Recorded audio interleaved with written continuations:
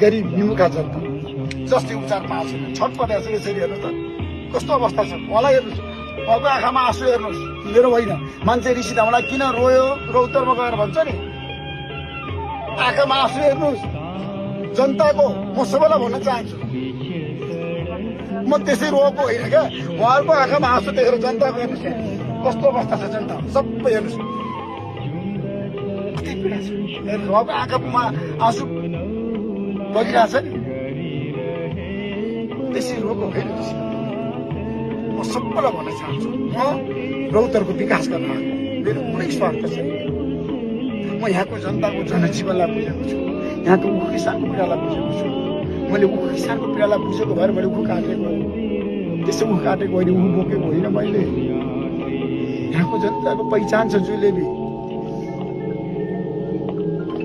जनताको जनताको लागि काम गर्ने मान्छे।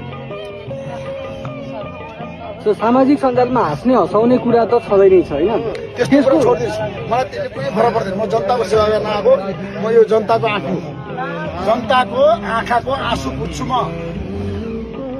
म जनताको आँखाको आँसु बुझ्न आएको हो, उहाँलाई न्याय दिन आएको, उहाँलाई उपचार गराउँछु। म यस्तो हालत छ हेर्नुहोस् है।